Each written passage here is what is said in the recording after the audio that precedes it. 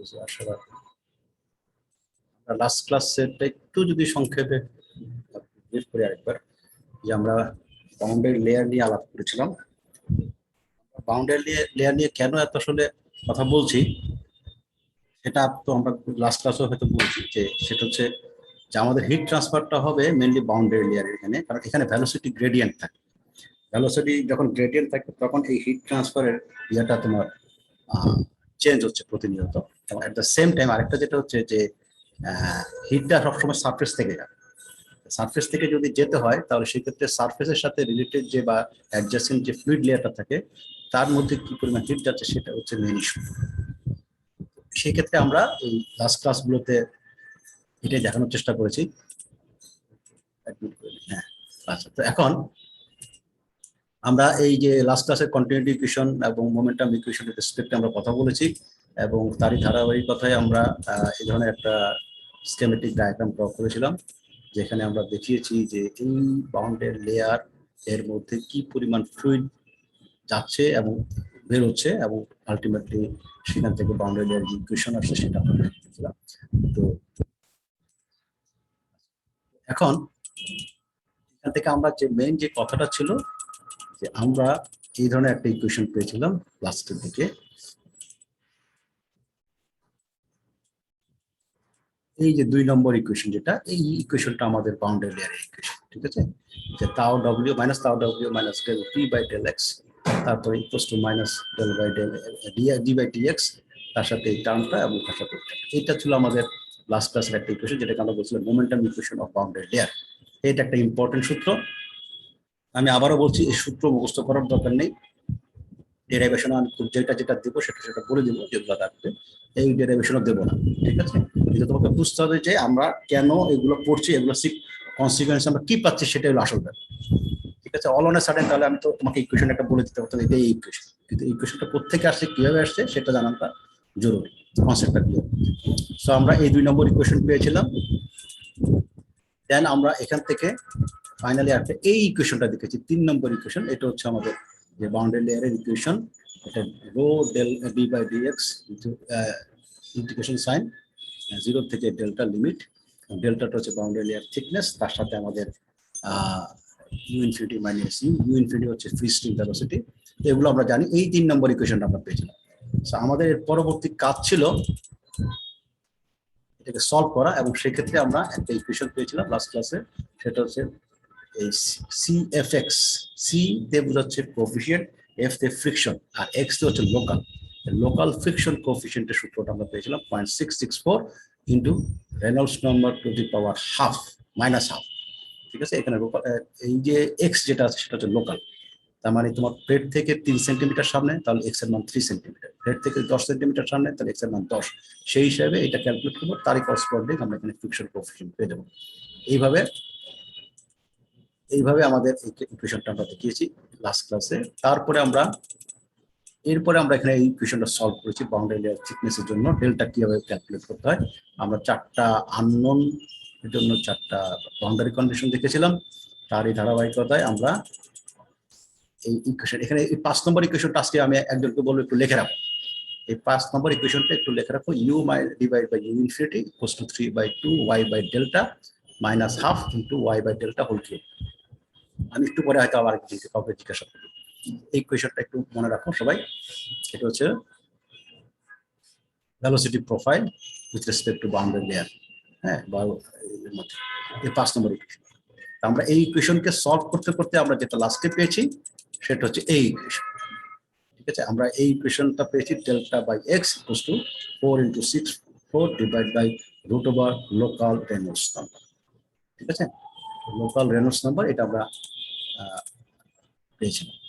এখানে এই ইকুয়েশনটা দিয়ে কিন্তু আমরা পরীক্ষা অঙ্ক দেই। এই যে ইকুয়েশনটা এখানে দেখা যাচ্ছে এটা ইকুয়েশন থাকে। সো এটা মাথায় রাখতে হবে। এক্সটা কি এটাও মাথায় রাখতে হবে, ডেল্টা কি সেটাও মাথায় রাখতে হবে। এক্স হচ্ছে লোকাল, ঠিক আছে। তো আমরা এটা বলেছিলাম লাস্ট ক্লাসে। আজকে আমরা যেটা করবো সেটা হচ্ছে থার্মাল বাউন্ডারি লেয়ার। গতকালকে পর্যন্ত যেটা আসছিল সেটা ছিল ভেলোসিটি বাউন্ডারি লেয়ার, আজকে আমরা থার্মাল বাউন্ডারি লেয়ার নিয়ে আলোচনা করব, ঠিক আছে। তা আমরা কয়েকটা ইকুয়েশন দেখে আসছি, আমরা এখন হয়তো মনে থাকলে তো ইনশাল্লাহ এত ভালো ক্লিয়ার করতে। সো আমরা যদি শুরু করি boundary layer, thermal boundary layer. Thermal boundary layer কনসেপ্টটা কি ছিল, যে এই একটা প্লেটের যদি হিটেড থাকে, কথার কথা, বা এই প্লেটটা যদি একটা সারফেসে হিট থাকে টিডব্লিউ, এবং এর উপর দিয়ে যখন ফ্লুইড ফ্লো করবে, সেই ফ্লুইডের টেম্পারেচার যদি ডিফারেন্ট হয়, তার মানে টিডব্লিউ এবং টি ইনফিনিটি এটা যদি ডিফারেন্ট হয়, তখন এই দুজনের মধ্যে হিট ট্রান্সফার হবে। ঠিক আছে, এই দুজনের মধ্যে হিট ট্রান্সফার হবে। সো আমরা যদি ধরে নেই যে এই ওয়ালের টেম্পারেচার কম, অ্যাম্বিয়েন্ট টেম্পারেচার বেশি, তাহলে এই প্রোফাইলটা এরকম। আর যদি ধরে নেই যে ওয়ালের টেম্পারেচার বেশি, অ্যাম্বিয়েন্ট টেম্পারেচার কম, তাহলে কার্ভটা এই ধরনের যাবে। এটা উল্টাটা, কার্ভটা এই ধরনের যাবে, সেক্ষেত্রে ওয়ালের টেম্পারেচার বেশি। বাট এনিওয়ে, বাউন্ডারি লেয়ার এইভাবে, প্রোফাইলটা এইভাবেই থাকবে, what ever the temperature is different or not. So এই হচ্ছে বাউন্ডারি লেয়ারের ছবিটা। তার মানে এই উপরে যে ফ্লুইডটা যাচ্ছে তার টেম্পারেচার হচ্ছে টি ইনফিনিটি, আর এই ওয়ালের টেম্পারেচার হচ্ছে টি ডাব্লিউ, এবং এই ভার্টিক্যাল যে লাইনটা আমরা ড্র করেছি এখানে, এটা হচ্ছে ডেল্টা টি, তার মানে boundary layer thickness, thermal boundary layer thickness. ঠিক আছে, এখন আমরা যদি এখান থেকে কনসেপচুয়ালি যদি চিন্তা করি যে আমার এই হিটটা প্রথমে এখান থেকে এইটার মধ্যে যদি ট্রান্সফার হতে হয় ওয়াল থেকে ফ্লুইডে, তাহলে প্রথমে যেটা হবে সেটা হচ্ছে কন্ডাকশন। তারপরে কন্ডাকশনের পরে পরবর্তী যে ফ্লুইড লেয়ার সেখানে হবে কনভেকশন। তাহলে দুটো কনসিডারেশন, একটা হচ্ছে কন্ডাকশন আর একটা হচ্ছে কনভেকশন। সো আমরা যদি প্রথমে কন্ডাকশনটা দেখি, তাহলে আমরা নর্মালি যে ইকুয়েশনটা জানি ফুরিয়ার ল থেকে, সেটা হচ্ছে Q equals to K A del T by del X, মানে ওয়াল। তাহলে আমরা এটাকে যদি বাম পাশে নিয়ে আসি, তার মানে পার ইউনিট এরিয়াতে, তাহলে আমরা এটাকে লিখতে পারি just minus K into del T by del Y. এটা হচ্ছে এই ছবির জন্য equation, del T by del Y, Y হচ্ছে ভার্টিক্যাল অ্যাক্সিসের। সো এই হচ্ছে আমাদের কন্ডাকশনের ইকুয়েশন, এটাকে আমরা বললাম ইকুয়েশন 1। একইভাবে এই যে পরিমাণ হিটটা এর ভিতরে ঢুকলো এখন বাউন্ডারির ভিতরে বা ফ্লুইডের মধ্যে, সেই হিটটাই তো সামনের দিকে যাবে, মানে উপরের দিকে যাবে, তার মানে সেখানে হবে কনভেকশন, একই পরিমাণ হিট বা হিট ফ্লাক্স। সো আমরা এটাকে বলছি এই যে কিউ ডাবল প্রাইম, কারণ হিট ফ্লাক্স যেটা, সেটা পার ইউনিট এরিয়াতে, সেটা ইকুয়ালস হচ্ছে এইচ ডেল্টা টি। সূত্রটা ছিল কি কিউ ইকুয়ালস টু এইচ এর ডেল্টা টি। সো আমরা এখানে যেটা বলছি যে এইচ ডেল্টা টি, হ্যাঁ, তাহলে এইচ ডেল্টা কিউ এ দিয়ে ভাগ করে এটা। এই ইকুয়েশন 1 আর ইকুয়েশন 2, যেহেতু একই পরিমাণ হিট ফ্লো করবে, সো আমরা এখানে এই দুটোকে সমান দেখাতে পারি। আর সমান দেখালে আমরা যে ইকুয়েশনটা পাই সেটা হচ্ছে এটা। এটা আমরা এর আগে ক্লাসে দেখে আসছি যে এটাকে বলা হিট ট্রান্সফার কোএফিসিয়েন্টের সূত্র। সেটা ইকুয়াল হচ্ছে minus K del T by del Y, এখান থেকে আসছে divide by T W minus T infinity. এই হচ্ছে আমাদের হিট ট্রান্সফার কোএফিসিয়েন্টের সূত্র এইচ, 3 নম্বর ইকুয়েশন। এখন আমরা যদি একটু খেয়াল করি ছবিটা, আমি স্ক্রিনটা করার চেষ্টা করি। হ্যাঁ, খেয়াল করে এখন ছবিটার মধ্যে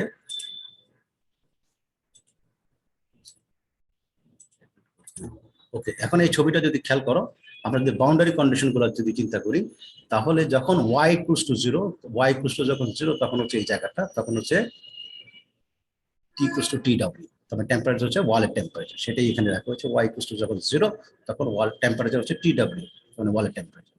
তার মানে এই টেম্পারেচারটা আমরা জানবো বা জানা থাকে। ওয়াই ইকুয়ালস টু যখন ডেল্টা টি, তার মানে ওয়াই ইকুয়ালস যখন ডেল্টা টি আসলো, এই জায়গায় আসলো এই লাইনে, তখন সেই টেম্পারেচারটা, সেটাকে আমরা বলি এরপরে টেম্পারেচারের কোনো ভেরিয়েশন হবে না ওয়াই অ্যাক্সিস বরাবর।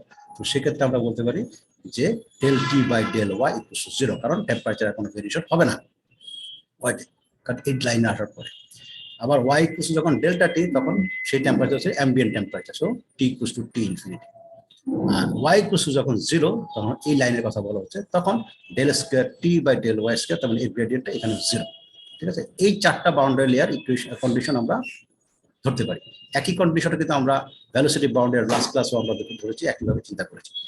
এইটাকে যদি আমরা সলভ করি এখানে, তাহলে এই ইকুয়েশনটা আসে। এখন আমি একটু আগে বলেছিলাম যে একটা ইকুয়েশন লিখে রাখার জন্য, সেটা কি মিলে কিনা একটু দেখো, যে theta by theta infinity equals to লেখা যাচ্ছে যে 3/2 Y by delta T minus half into Y by delta T whole cube. এই ইকুয়েশনটাই তুমি লিখেছো, তখন সেখানে ইউ বাই ইউ ইনফিনিটি ছিল। এখন এখানে theta by theta infinity. Theta কি? থিটা হচ্ছে যে পার্টিকুলার লোকেশনের বা পয়েন্টের জন্য তার temperature minus T W divide by T infinity minus T W. এই ধরনের থিটাটা আমরা অলরেডি জানি, কারণ ট্রানজিয়েন্টে আমরা দেখে আসছি, ফিনের প্রবলেমে আমরা থিটাটা দেখে আসছি, থিটাকে আমরা এভাবে ডিফাইন করি। So T minus T W divide by T infinity minus T W. So ultimately এইটা আগের সূত্রের মতোই একই রকম সূত্র, এখানে 5 নম্বর। এখন তুমি যদি একটু খেয়াল করো, তাহলে এই সূত্র দুটো একই রকম, তার মানে প্রোফাইলটাও একই রকম, তার মানে এই প্রোফাইলটা অনেকটা একই রকম, এই যে এরকম। তারপর একটা হচ্ছে হাইড্রোলিক বাউন্ডারি লেয়ার বা ভেলোসিটি বাউন্ডারি লেয়ার যেটা ডেল্টা, আর একটা হচ্ছে থার্মাল বাউন্ডারি লেয়ার সেটা হচ্ছে ডেল্টা টি। দুটো বাউন্ডারি লেয়ার আমাদের। এখানে একটা ছবিটার মধ্যে একটা ইস্যু আছে, এই ইস্যুটা একটু ক্লিয়ার করি, কারণ পরীক্ষায় এই ইস্যুটা থাকবে। ঠিক আছে, এখানে হচ্ছে এটা হচ্ছে এক্স নট, এখানে এটা হচ্ছে এক্স নট।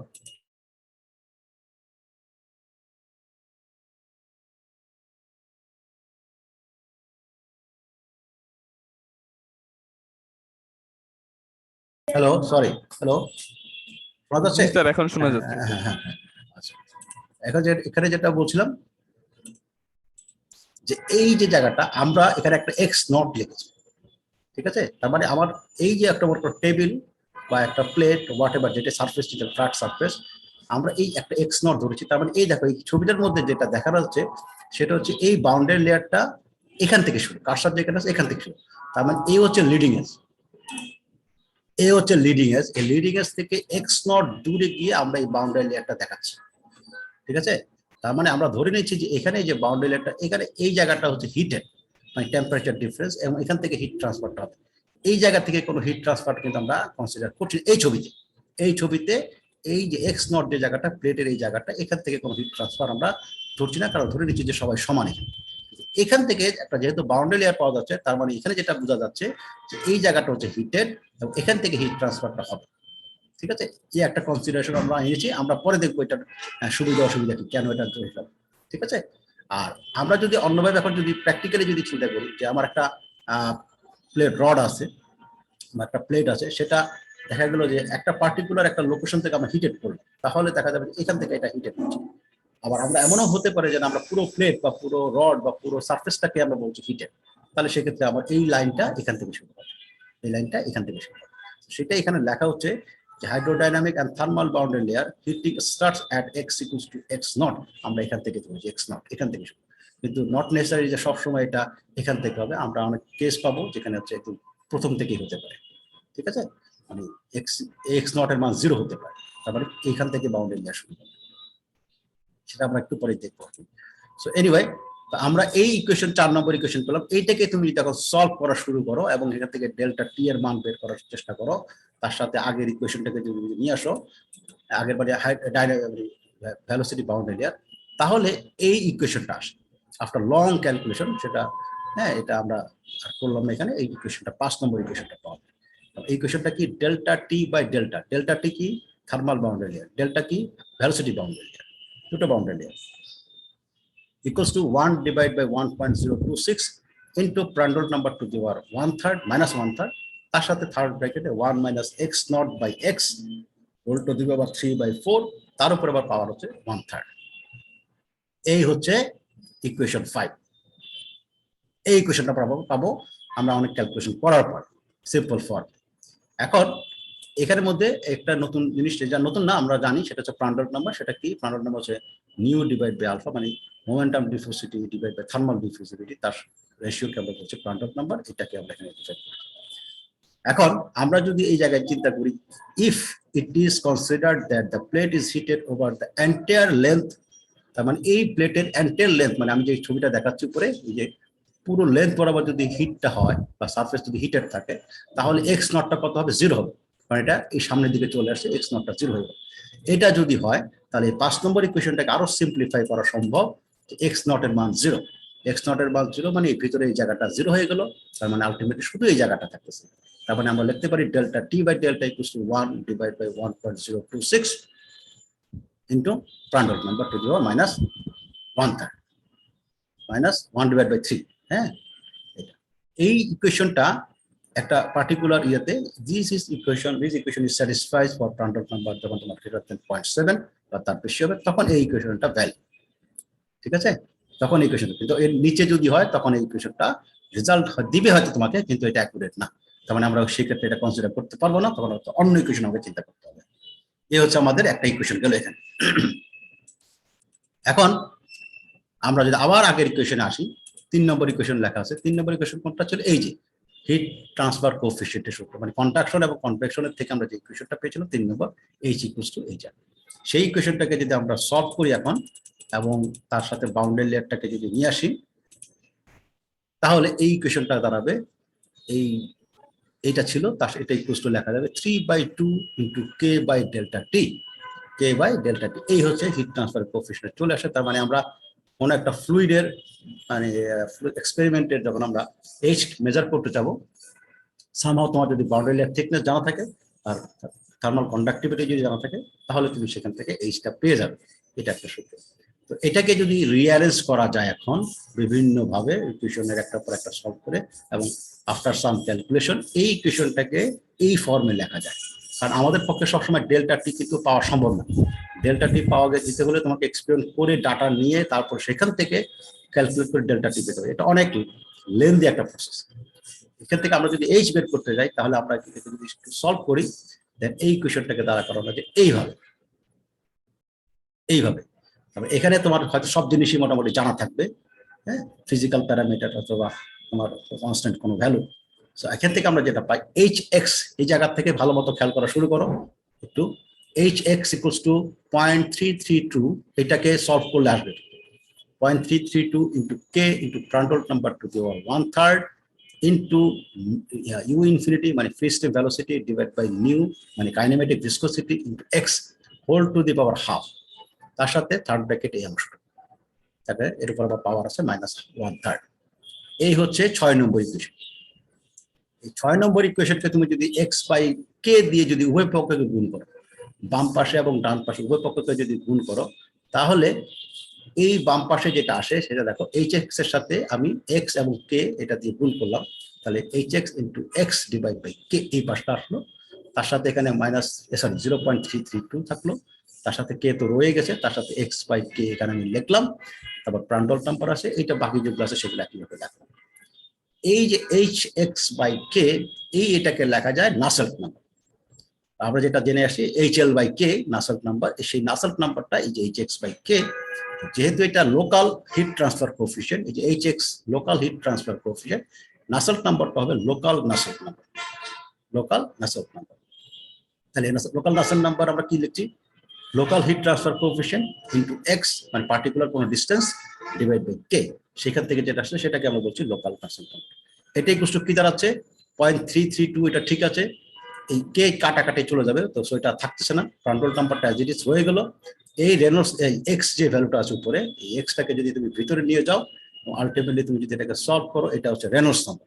এক্সটা ভিতরে ঢোকানোর পরে এটা রেনল্ডস নাম্বার, সেই রেনল্ডস নাম্বার লেখালো হাফ, তার সাথে থার্ড ব্র্যাকেট, ঠিক আছে। সো এখন আমি আবার যদি বলি যে আমার ফুল প্লেট বা ফুল এজটাই হচ্ছে তোমার হিটের সারফেস, তারপরে এক্স নট ইকুয়ালস টু 0, এটা যদি কনসিডার করা যায়, তাহলে এই এক্স নট 0 হলে ইকুয়েশনটা আরো সিম্পল হয়ে যায়। সেই ক্ষেত্রে হচ্ছে Nusselt number equals to 0.332 Prandtl number to the power 1/3 into Reynolds number to the power half. এখানে একটা খেয়াল করো, local Nusselt number, local Reynolds number, local heat transfer সবই লোকাল। প্রান্ডল নাম্বারটা একটা পার্টিকুলার ফ্লুইডের জন্য একটা কনস্ট্যান্ট ভ্যালু থাকে, সেটা কনস্ট্যান্ট, ঠিক আছে। সো এই জিনিসটাই আমাদের পরীক্ষার ইকুয়েশনের একটা অঙ্কের জন্য, বা আমাদের এই সূত্র দেওয়া থাকবে অবশ্য, কিন্তু এইটা হচ্ছে একটা মেজর ইকুয়েশন যেটা দিয়ে আমরা একটা প্রবলেম সলভ করতে পারবো। এই পর্যন্ত কারো কোনো কনফিউশন বা কোনো কোয়েরি আছে?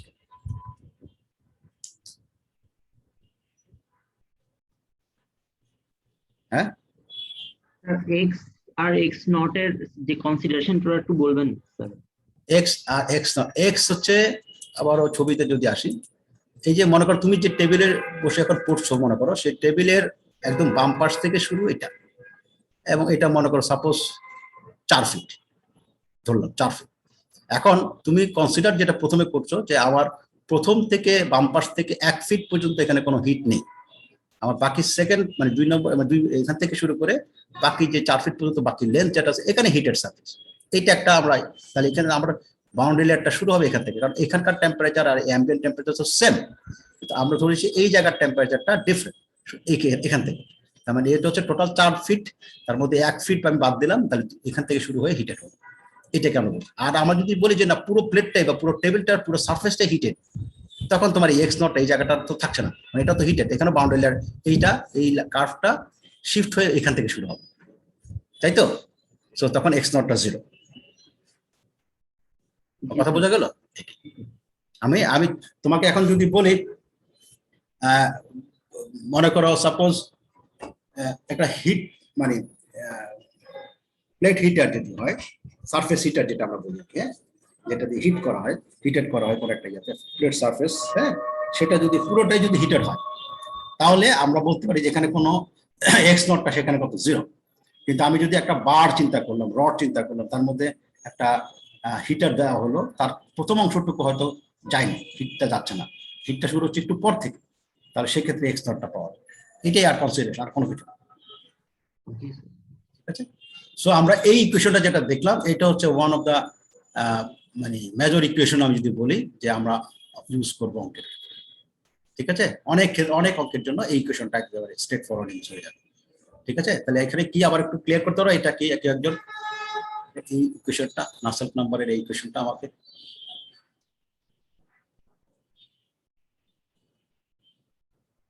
জিজ্ঞাসা করবো কাউকে? রোল 10, রোল 10,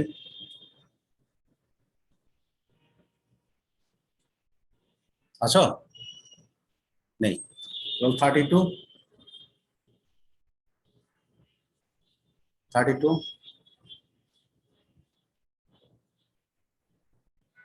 রোল 3, জি স্যার। হ্যাঁ তুমি বলো। রোল 10, রোল 32, ঠিক আছে, হ্যাঁ হ্যাঁ 10 3 বলো। হ্যাঁ, এই কোয়েশ্চেনটা কি বোঝাচ্ছে তোমাকে?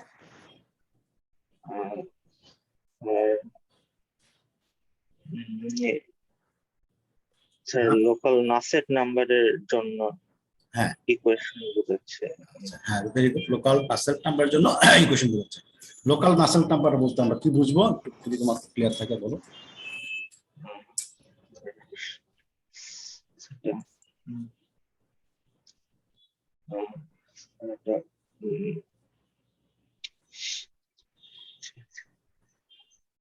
তো বলতে পারবে একটু, লোকাল নাসেল নাম্বার বলতে আমরা আসলে কি বোঝাচ্ছি? নরমালি নাসেল নাম্বার তো স্যার বায়োট নাম্বারই, জাস্ট ফ্লুইডের জন্য। তো এখানে বাউন্ডারি লেয়ারের মধ্যে এটা ভ্যালুটা স্যার বোঝাচ্ছে। না, এক্স্যাক্টলি স্যার কনভেক্টিভ কন্ডাকশনের রেশিও বোঝাচ্ছে। সেটা তো বোঝাচ্ছে। লোকাল বলতে কি বোঝাচ্ছে? লোকাল বলতে লোকাল বলতে স্যার প্লেটের এক্স মধ্যে পজিশনে, মানে এক্স কোনো এর একটা ডিসটেন্সে position মানে হ্যাঁ, স্পেসিফিক বা এক্স এর একটা পার্টিকুলার ডিসটেন্সের জন্য। তুমি একটু খেয়াল করো, এই ইকুয়েশনটা একটু খেয়াল করো, আমি খেয়াল করার জন্যই বারবার বলছি এই ইকুয়েশনটা লাগবে। এই ইকুয়েশন ছাড়া তুমি আসলে আগাতে পারবে না। এটা বেসিক ইকুয়েশন, একদম কনভেকশনের মেইন যে ইকুয়েশন গুলো আছে, ফোর্স কনভেকশন, তার মেইন ইকুয়েশন এটা। আচ্ছা, আমরা আবার একটু খেয়াল করি, এই ইকুয়েশনটাই খেয়াল করি, আমরা এটা ক্লিয়ার করার চেষ্টা করি। এখানে দেখো প্রান্ডল নাম্বার আছে, তো প্রান্ডল নাম্বার তো এই আমার কার্সার যেখানে আছে এখানেও প্রান্ডল নাম্বার আছে, ওকে, এটা একটা ভ্যালু থাকবে কনস্ট্যান্ট ভ্যালুর মতো। আর এখানে আছে এক্স দুই জায়গায়, একটা হচ্ছে নাসেল্ট নাম্বারের জন্য এক্স, একটা হচ্ছে রেনল্ডস নাম্বারের জন্য এক্স। সো সাপোজ মনে করো একটু আগে বলো তোমার টেবিলটা 4 ফিট, তার মানে 4 × 48 ইঞ্চি আছে, আমি কথার কথা 48 ইঞ্চ টেবিলের লেন্থ। আমি তোমাকে বললাম যে না, এখানে 20 ইঞ্চ যেখানে আছে সেখানকার নাসেল্ট নাম্বার, তার মানে এক্স এর মান হচ্ছে 20 ইঞ্চ, কথার কথা। তাহলে এই এক্স এর মান 20 ইঞ্চ বসালে তুমি এখান থেকে লোকাল রেনল্ডস নাম্বারটা পেয়ে যাবে। এক্স এর মান আমি যখন এই যে রেনল্ডস নাম্বার ইকুয়েশন এক্স এর মান 20 ইঞ্চি বসাবো, তখন লোকাল রেনল্ডস নাম্বার পাবো। লোকাল রেনল্ডস নাম্বার যখন আমি পেয়ে গেলাম, তখন যখন আমি এই ইকুয়েশনে পাবো, তখন এই লোকাল ওই 20 ইঞ্চ ওই জায়গার জন্য, ওই পয়েন্টের লোকেশনের জন্য আমি নাসেল্ট নাম্বারটা পেয়ে যাবো। কথাটা বুঝেছো? বাট ওখানে তো এক্স নট ইকুয়াল টু 0 হলে, আর যদি 0 না হয় তখন উপরের হ্যাঁ হ্যাঁ, তখন যদি 0 না হয় তখন তো উপরেরটা। ঠিক আছে, তো আমি তো বললাম এটা মোটামুটি কমন ইকুয়েশন, তার মানে এক্স এর মান আমরা অনেক ক্ষেত্রে 0ই ধরবো প্রবলেমটাকে সিম্পল করার। ঠিক আছে, তার মানে আমরা 20 ইঞ্চ যদি বলি, তাহলে 20 ইঞ্চের জন্য ওই জায়গার জন্য আমরা রেনল্ডস নাম্বার বের করবো। তারপরে এই সূত্রে বসালে আমরা যেটা পাবো নাসেল নাম্বার, সেটা হচ্ছে ওই 20 ইঞ্চ ওই লোকেশনের লোকাল নাসেল নাম্বার, ওইটাকে আমরা বলছি লোকাল নাসেল। ঠিক আছে, ক্লিয়ার এতটুকু? Yes sir. আচ্ছা, এখন আমাদের আসলে অবজেক্টিভ কি? আমাদের অবজেক্টিভ কিন্তু খেয়াল করে দেখো, আমরা এই প্রথম দিন থেকে যে শুরু করছি সেটা হচ্ছে হিট ট্রান্সফার। আমাদের আলটিমেট গোল হচ্ছে কিন্তু সবসময় হিট ট্রান্সফারটা ক্যালকুলেট করা, কি পরিমাণ হিট ট্রান্সফার হচ্ছে, আইদার বেশি হচ্ছে না কম হচ্ছে, না বেশি করতে হবে না কম করতে হবে, মানে অবজেক্টিভ কিন্তু আমাদের ঘুরে ফিরে ওই জায়গায় থাকবে। আমরা নাসেল্ট নাম্বার পেয়ে আমাদের লাভটা কি? আমরা নাসেল্ট নাম্বার বের করলাম, আমরা নাসেল্ট নাম্বার নিয়ে এত কথা বলছি যে এটা one of the most important dimension parameter for heat transfer subject. আমরা নাসেল নাম্বার বের করলাম, তাতে লাভ নেই। লাভটা হচ্ছে এই নাসেল নাম্বার তুমি যখন পেয়ে গেলে তখন তুমি এই নাসেল নাম্বার আসছে এইখান থেকে কাটছে, যে নাসেল নাম্বার ইকুয়ালস টু কি hx into x divide by k, local Nusselt number. সেখান থেকে আমরা পাচ্ছি যে hx into x divide by k, তারপর এই x এর মান যদি একটু আগে বললাম 20 ইঞ্চি যদি হয় তাহলে x এর মান 20 ইঞ্চ বসালা, k এর মান তোমার যদি জানা থাকে তাহলে নাসেল নাম্বার যেহেতু তোমার জানা আছে এখান থেকে, তাহলে তুমি কি পাবা hx পাবা, মানে local heat transfer coefficient. Local heat transfer coefficient পেলে তুমি কি পাবা, আমি আবার যদি উপরে আসি, লোকাল হিট ট্রান্সফার h যদি পেয়ে যাও, then you can easily calculate the heat transfer. এই যে heat transfer q equals to HA delta T। তারপর h যদি তুমি পেয়ে যাও, টেম্পারেচার ডিফারেন্স যদি তোমার জানা থাকে, এরিয়া যদি জানা থাকে, দেন তুমি q পেয়ে যাও। q মানে আলটিমেটলি হিট ট্রান্সফার তুমি পেয়ে যাও। আমাদের অবজেক্টিভ কিন্তু q বের করা, তো আমরা q বের করার জন্য h টা লাগবে। h কোত্থেকে পাবো? h পাবো আমরা এই নাসেল নাম্বারের ইকুয়েশন থেকে। নাসেল নাম্বার ইকুয়েশন, তো তোমার প্রত্যেকটা অঙ্কে এখন থেকে যতগুলো অঙ্ক আমরা সামনে করতে থাকবো, বিশেষ করে কনভেকশনের ক্ষেত্রে আমরা দেখা যাবে যে প্রত্যেক ক্ষেত্রে এই নাসেল নাম্বার বের করছি। নাসেল নাম্বার ডাইমেনশনলেস নাম্বার, এটা আমরা সহজে বের করতে পারছি। এটা বের করে এটা থেকে আমরা হিট ট্রান্সফার কোএফিশিয়েন্ট h বের করি। এটা যদি লোকাল না হয়, ফুল লেন্থের জন্য যদি হয়, তাহলে ফুল লেন্থের জন্য h পাবো, মানে হিট ট্রান্সফার কোএফিশিয়েন্ট, তার জন্য আমরা হিট ট্রান্সফার পাবো। আর লোকাল যদি হয়, লোকাল নাসেল নাম্বার পাবো, তার থেকে লোকাল হিট ট্রান্সফার কোএফিশিয়েন্ট পাবো, তার থেকে আমরা ফাইনালি q পেয়ে যাবো বা হিট ট্রান্সফার পেয়ে যাবো। অবজেক্টিভ কিন্তু ওখানে আমাদের প্রত্যেকটা অঙ্কের ক্ষেত্রেই এই লোকাল বা নাসেল নাম্বার যেটাই বলো সেটা বের করতে হবে, সেখান থেকে আমরা h পাবো, সেখান থেকে আমরা q পাবো। ঠিক আছে কথা? জি তো স্যার। হ্যাঁ হ্যাঁ, তাই এটা একটু মাথায় রাখো। আমরা এখান থেকে আমরা স্যার একজন মনে হয় স্যার ওয়েটিং রুমে হ্যাঁ হ্যাঁ হ্যাঁ, ওরা ওয়েট করুক একটু, কারণ ওরা অনেক লেট হয়ে গেছে। না ও নেটওয়ার্ক প্রবলেম ছিল কিন্তু 57 ও বের হয়ে গেছিল, মানে ক্লাসে ছিল কিন্তু বের হয়ে গেছে। 57 তো 18010 আচ্ছা ঠিক আছে, দিয়েছি। হ্যাঁ আচ্ছা, জানি বলছিলাম। হ্যাঁ, তো এইটা আমাদের এই লোকাল নাসেল। সো এখন এখানে তোমার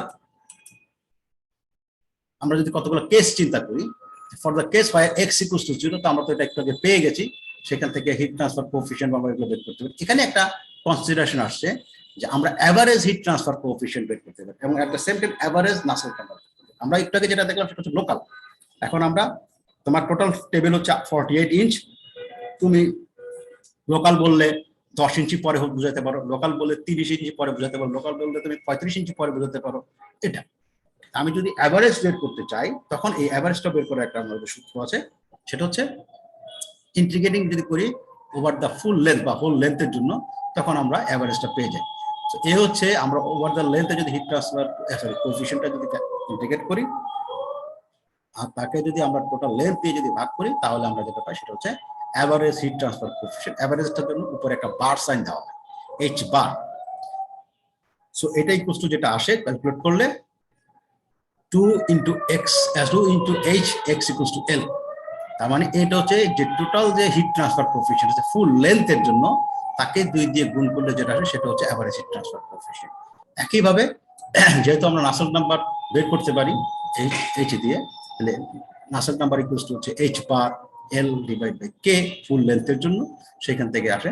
সো এখানেও নাসেল নাম্বার ইকুয়ালস টু আসে যে লোকাল নাসেল নাম্বার ইনটু 2, তাকে আমরা পাবো যে total average Nusselt number. So local Nusselt number into 2 equal to তোমার অ্যাভারেজ নাসেল নাম্বার আর হিট ট্রান্সফার কোএফিশিয়েন্ট একই হবে।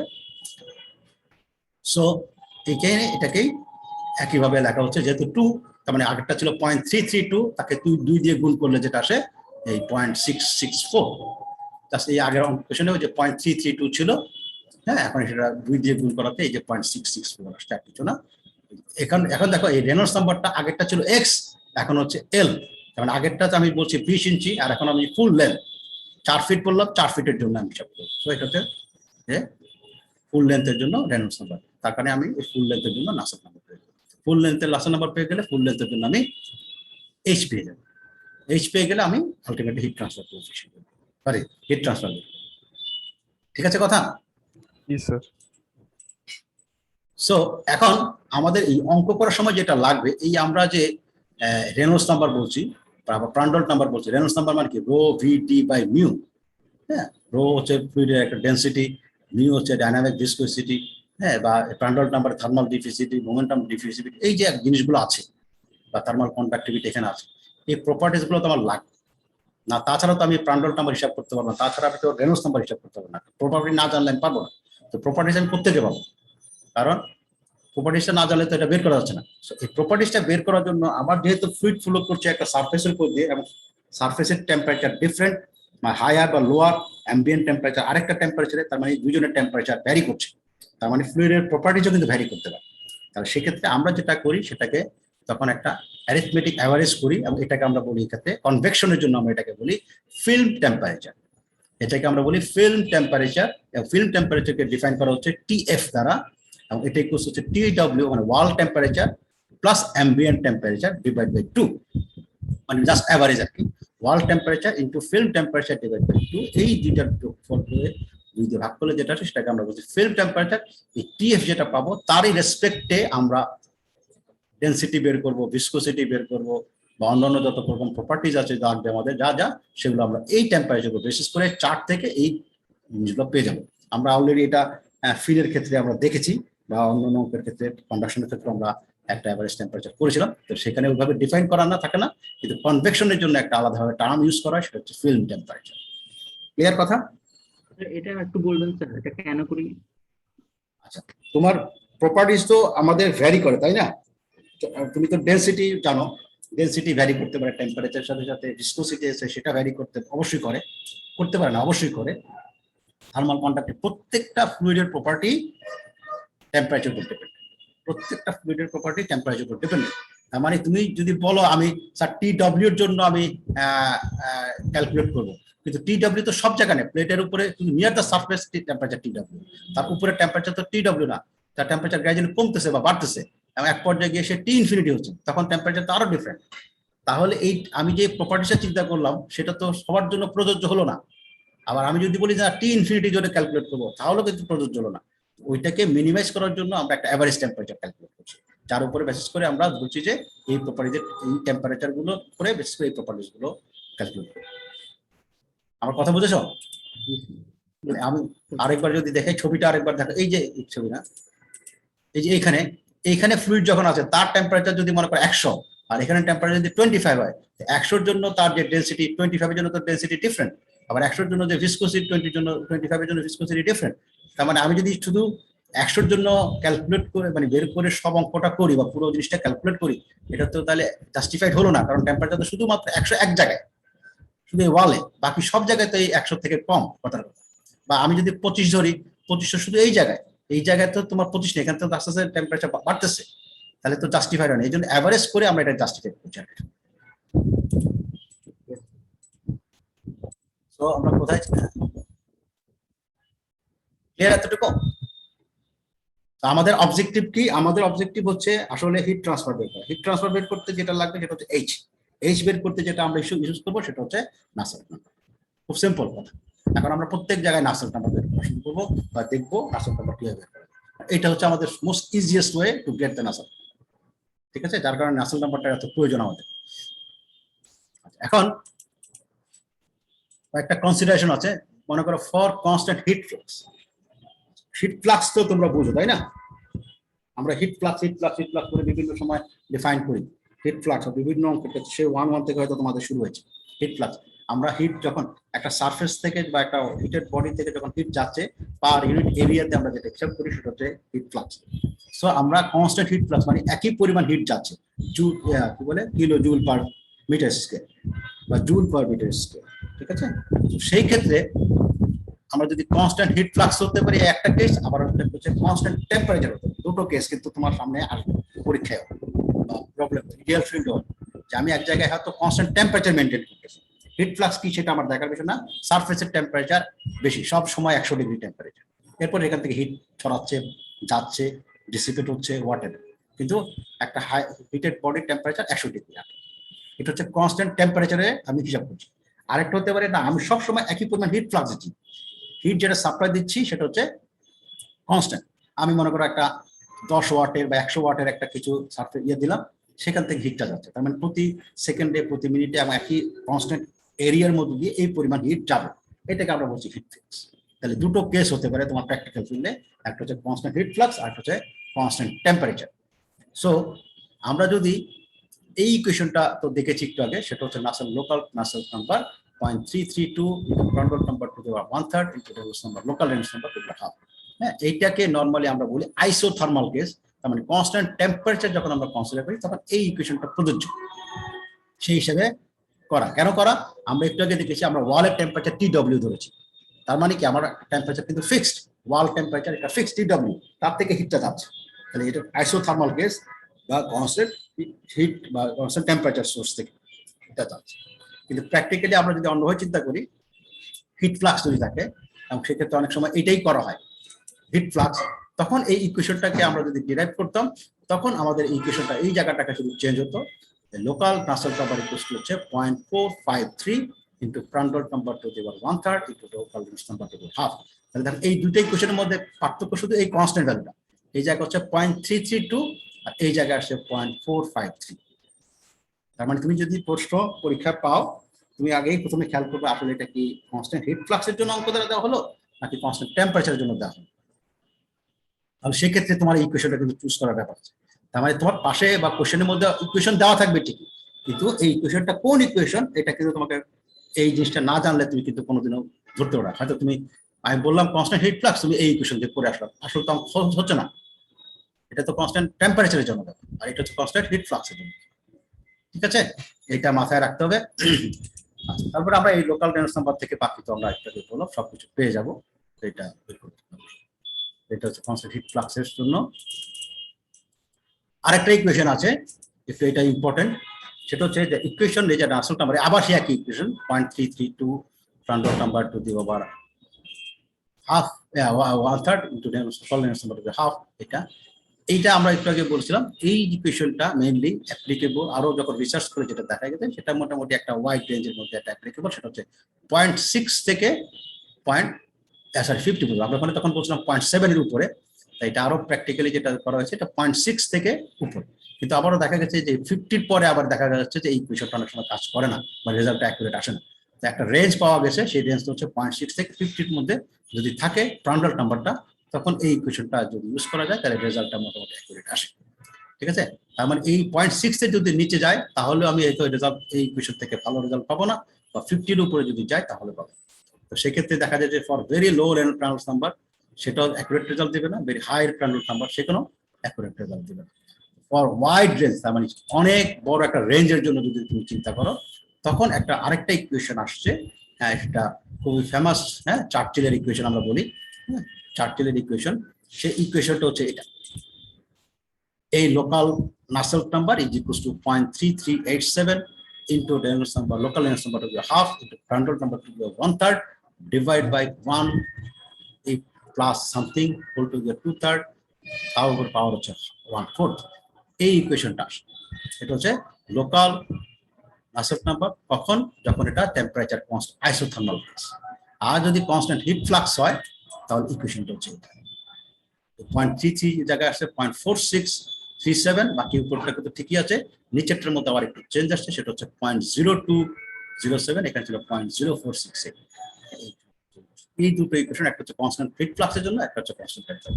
সো এটা হচ্ছে ওয়াইড রেঞ্জ, মানে যে কোনো প্রান্ডল নাম্বারের জন্য তুমি এই ইকুয়েশনটা ইউজ করতে পারো, যে কোনো প্রান্ডল নাম্বার থাকলে তার জন্য তুমি এই ইকুয়েশন ইউজ করতে পারো। আর যদি তুমি এই ইকুয়েশন ইউজ করতে হয়, এই ইকুয়েশনটা যদি ইউজ করতে হয় তাহলে তোমাকে এনশিওর করতে হবে যে প্রান্ডল নাম্বারটা 0.6 থেকে 50 এর মধ্যে, তখন তুমি এই ইকুয়েশন ইউজ করো, কোনো সমস্যা নেই।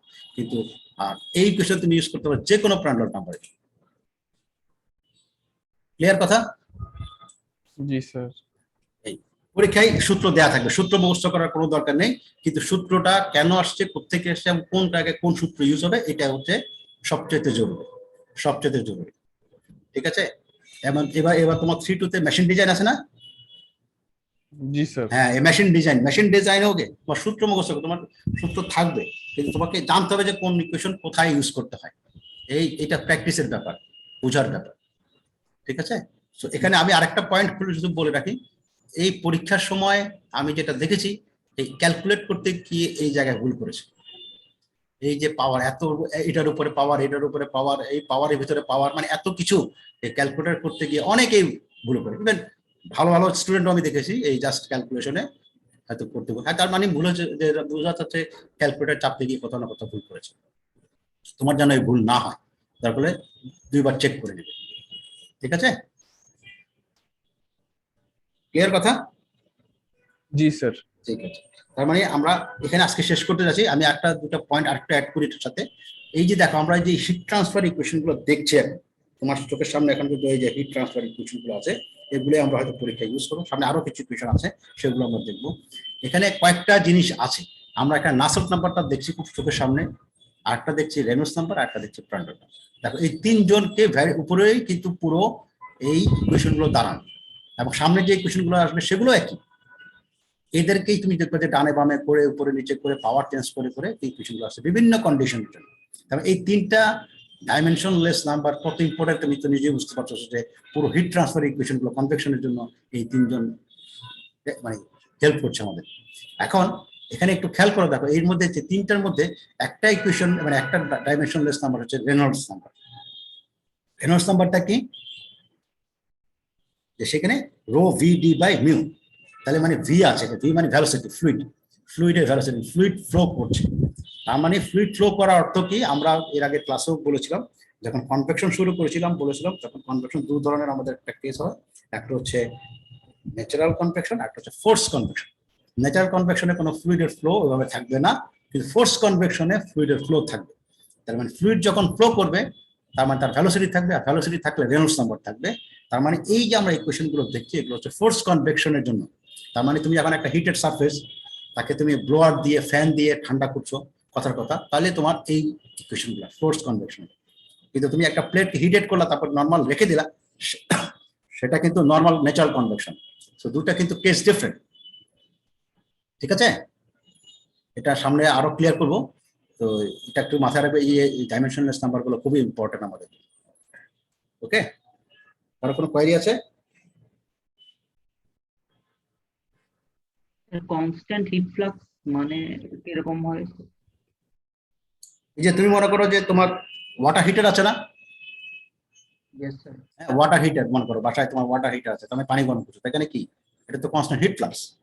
একটা সোর্স থেকে হিটটা আসতেছে কনস্ট্যান্ট ভাবে, 10 ওয়াট 50 ওয়াট 30 ওয়াট, এটা হচ্ছে কনস্ট্যান্ট হিট ফ্লাক্স। একই পরিমাণ হিট সারফেস দিয়ে বেরোচ্ছে পার সেকেন্ড। কিউ এর অ্যামাউন্টটা সেম হবে স্যার সবসময়? হ্যাঁ, হিটের অ্যামাউন্টটা সেম হবে, হিটটা সেম। মানে আমি কিলো জুল বলছি, তাহলে মানে এত কিলো জুল করে প্রতি সেকেন্ডে এবং প্রতি পার ইউনিট এরিয়াতে এভাবে যাচ্ছে। মানে সারফেস টেম্পারেচার চেঞ্জ হলেও সেম অ্যামাউন্ট অফ কিউ? হ্যাঁ, কিউ থাকতেছে সেম, কিউটা সেম থাকতেছে। Yes sir. ঠিক আছে, ওকে, ইয়েস স্যার। ঠিক আছে, তো আজকে এই পর্যন্ত রাখতে যাচ্ছি। ওকে, থ্যাংক ইউ। হ্যাঁ, আসসালামু আলাইকুম।